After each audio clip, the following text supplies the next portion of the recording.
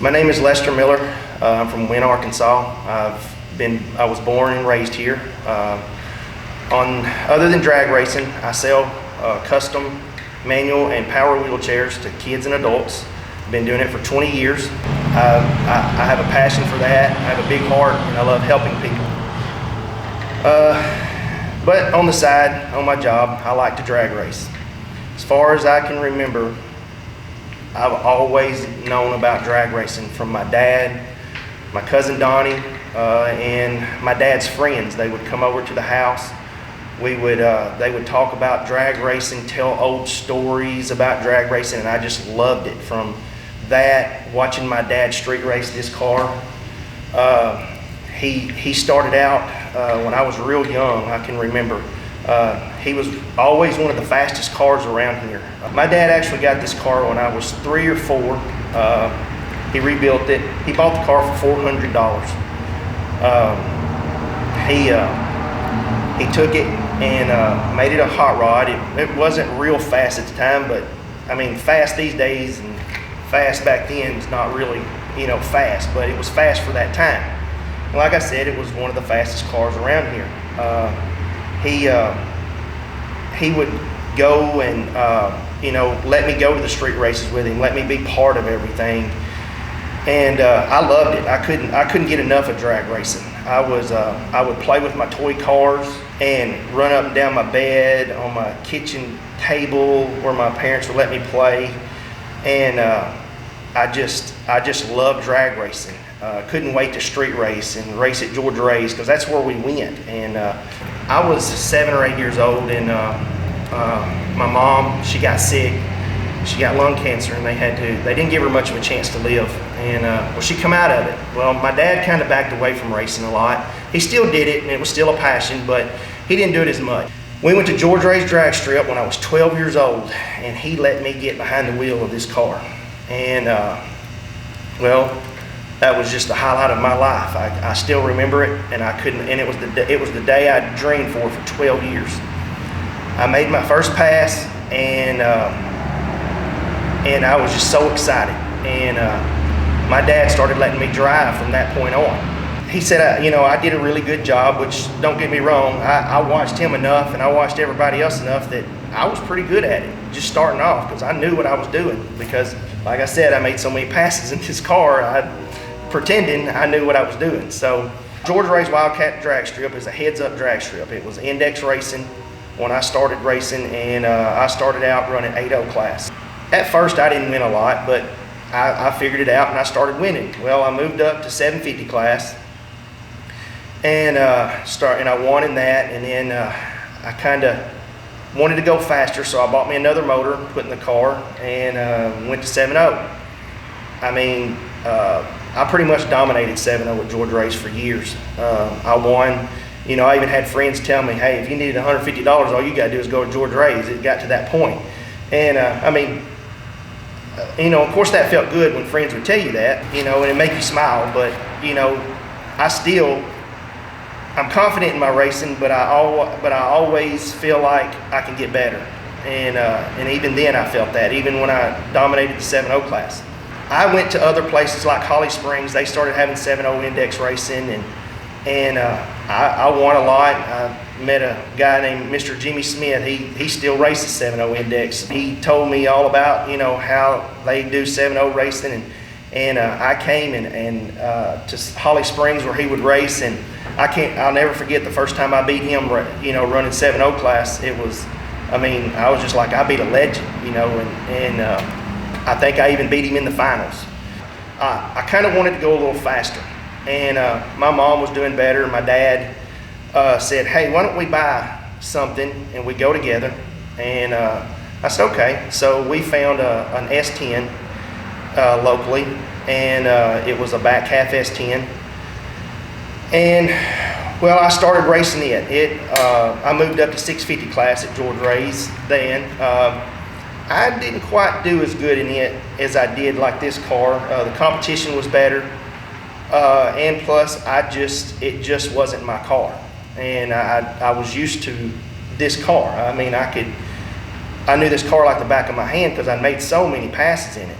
And well, anyway, I just really wasn't happy with that S10, and I never really liked it. My dad loved it, but it just wasn't my thing. So I traded it off, and I traded it rolling for a motor to put in my 68 Camaro. And well, when I got that, I put it in here, raced it for a little while, but I still wasn't real satisfied with it. And it just wouldn't handle the power that I was wanting to put to it. So I took it to a local chassis guy, it's Danny Cullen. This car took 4 years or 5 years because we kept changing our minds on what we wanted to do with it. So I started driving for a guy named Brandon Scalf in the grudge race scene. It never really was my scene, but you know, I drove his car for him, and that was in 2016 I started driving for him, and that's actually when I made my first 4-second pass. And I really wanted to go fast, and because that car really, I mean, it gave me the fever, because before then, the fastest I'd ever been was like a 520, and that was on a motorcycle. Not very ever at that time very fast in a car. We got this car done, and it was a 555 with a F3 Pro Charger.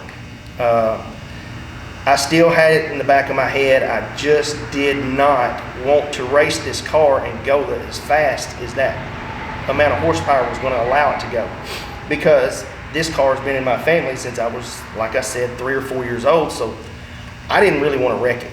And I know you can wreck it just driving down the road, but still, if you're making mid 4-second passes, there's still a high chance of wrecking the car.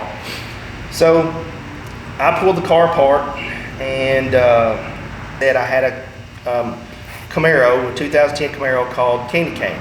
A lot of people knew it.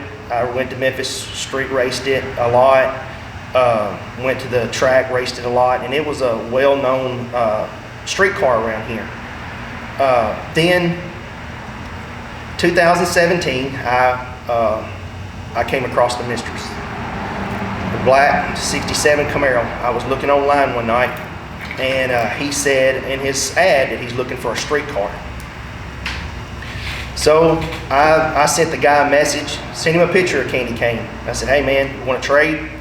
He come back, he said, I'm very interested. He said, but let me tell you, he said, I'm very attached to this car. This car's been mine for a very long time. And I felt right then, I'm never going to get this car, but I wanted that car. And during this time, Memphis Street Outlaws was starting their thing, and I kind of wanted to be part of that, even though I had not done a lot of high horsepower street racing and a lot of no prep stuff, but I wanted to do that. And so anyway, I contacted JJ, and me and JJ had talked quite a bit before that, and but when I told him that I had this car, he wasn't very interested. When JJ wasn't very interested in me, I had a friend, his name was Rodney Young. He's passed away now. He died a couple years ago.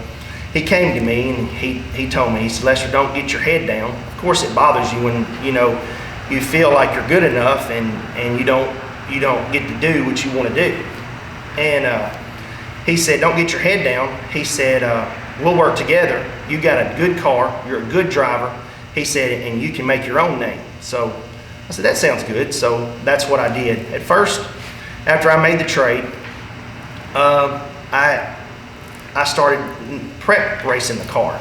I was doing really good, but something on this no prep stuff was just really calling my name. And I just was like, I want to do it so bad. And it wasn't that I wanted to be on a show at that time. I just wanted the challenge of it. And so I started driving for a guy named Tony Sides. He had a Mustang, and we were no prep racing his car. Well, James Colbert called me and said, hey man, would y'all like to run that car in a street race? I said, sure. I talked to Tony, and he said, sure also. So anyway, time came up week before, and Tony says, I have no headlights on my car. You can't street race it. Well, I've already gave James my word that we're going to race in this race, and he's counting on me. So I buy a set of slicks. I put them on the Mistress. and we go to the street race. I don't think I got a chance to win this race. First round, I drew a guy out of Texas. I beat him. It's like, oh wow, car made a decent pass. And so anyway, second round come around, drew another guy from Texas, pretty respected guy from Texas. I beat him.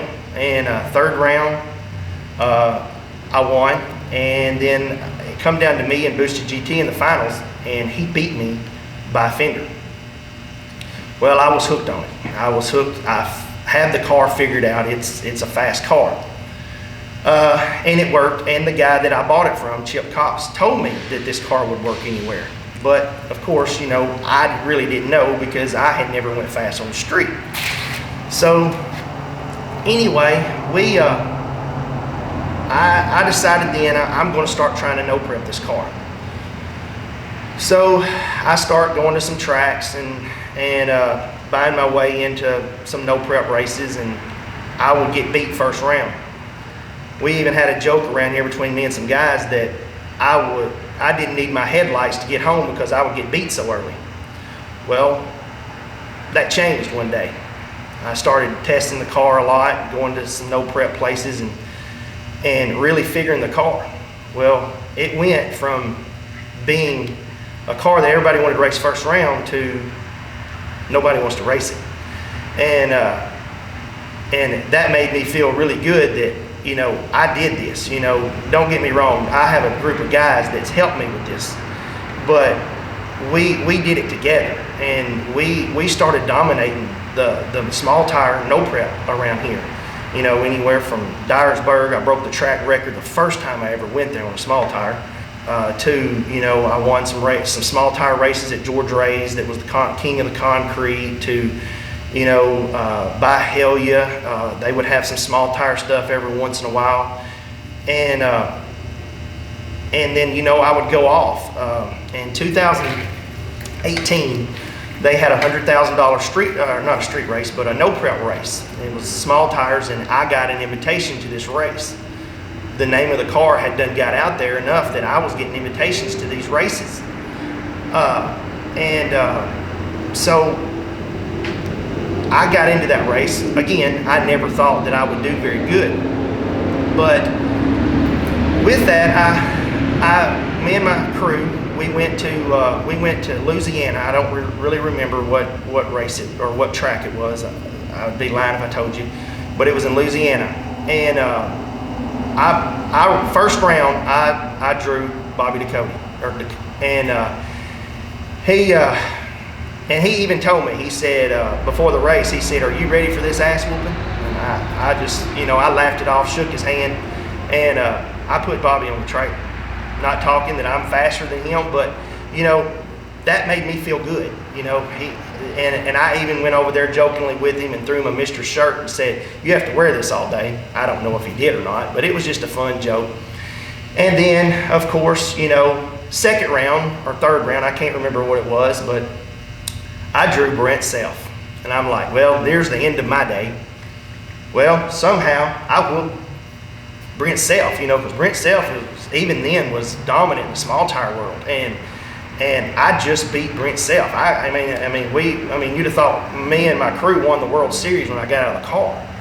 And anyway, I think it was fourth round. I finally went out and at that race, but I felt, you know, I learned there that I was a competitor in the no prep world, and so then we went from there, and I started no prep racing, and I was dominating a lot, you know. And don't get me wrong, I don't always dominate. There's times I lose, I get frustrated, you know, and we just, you know, just 2018 to 2020, I have won a ton of races. Jamie had pulled away from the Memphis Street Outlaws and JJ, and me and Jamie's, we've been friends for a pretty good while. And when he left them, he started talking to me a lot about, well, Lester, would you want to be part of a group? And you know, and of course I kind of was burnt out and didn't know if I wanted to be part of a group, but I told him, I said, sure, you know, long as you know, understand that I'm going to race when I want to, and you're not going to control where I race. And he understood that, and he said I would never do anything like that. So anyway, I became part of Memphis 10. Jamie's been very good to me. If he makes any choices, I feel like most of the time he calls me. If he has any meetings, he'll normally call me and want me to be there. And he's been very good. I enjoy racing with the Memphis 10 guys. All of them are good. So 2019, I do a lot of, no prep racing, and I'm going back and forth. I do like to prep race still because I like to turn it up, because there's nothing like making mid 4-second passes and in a car. You just got to go back to it every once in a while, and which you can't really do that on the real, outlaw tracks. You got to turn it down, and you got to tune the car for the track. So anyway, so 2020, 2019, I ended the year very good. I was on a streak. I had not lost. 2020, we started out, went to Aberdeen. Big race. This was my first race of the year. Dennis Bailey was there, Memphis Street Outlaw, and of course, he was the pick. Everybody even put a bounty on him, said whoever puts him out gets this amount of money. Well, I think I went through first round, second round, and I think I drew him third or fourth round, and we were side by side, and I felt like he was fixing to pull away from me, but his car got a little crazy, and I ran it, and I got in front of him. I knew when I got in front of him, he wasn't coming back around me, and I'm not gonna lie, that was a big win for me, and then I run the finals. I won that race, and that was a pretty big pot, and Eyes was actually putting that race on, and so that started out 2020, and I think, if I remember right, I won the first 6 races I was in 2020, and then I can't really remember how I lost, but I remember that was one of those races that it was hard to take. Even though I'd lost before, I had finally lost another time. And of course, I kept winning a lot in 2020, but but I lost 2, and also another race that I didn't mention was we all went to H-Town this year in Oklahoma, and we all, even Memphis 10 and the SSR are 2 big groups that's in the Memphis area.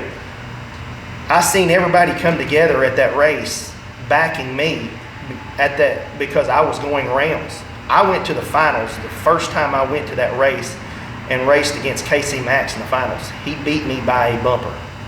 I actually thought I had that race won, and he come by me right at the finish line. That dude's got some ungodly power. And but I was proud just to get runner-up the first time I was at this race. And I went back the next month, and he beat me again. So, of course, I'm going to try to beat him next year. Will it happen? I don't know. But, of course, but at least I feel like he knows who the Mistress is. He had no clue who I was or what the Mistress was until that night, because he even walked by it and said, who is this guy? And but after that, I feel like he knows who I am and the Mistress. And we ended the year on a big win at Byhalia I think it was a big race down in the Dirty South, I think is what it was called. And I won that race. It come down to me and Love, and and he wrecked in the finals.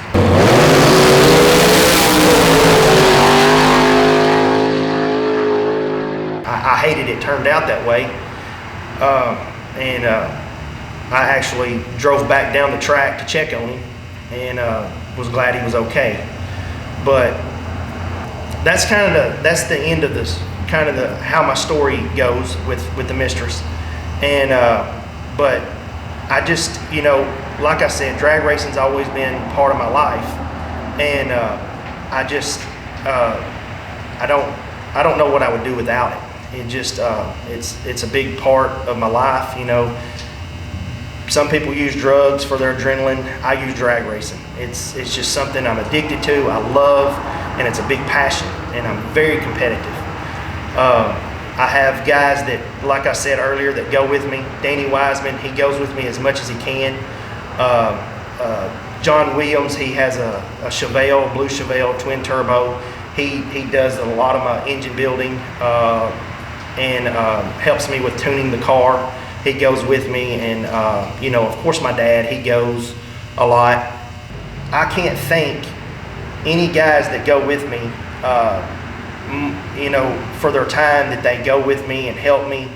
And you know, me and Danny, we spend a lot of time at this shop, and some of my other friends working on that car through the week and getting it ready for the races. And it's you know, it's not easy getting these cars ready.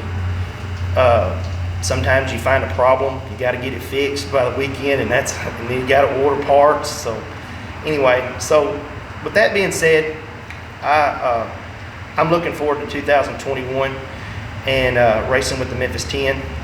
At the end of the day, I feel like I've had a pretty successful career in drag racing, and I hope that it continues, and I hope that I can get out there and next year and give me and the Mistress more of a name for itself and win more races. Thanks for watching and learning a little bit about the story of Lester Miller, and just keep watching, and there's more interviews with other guys from the Memphis 10 that's going to give you more of their lives and how they got into the drag racing scene and how much they enjoy it.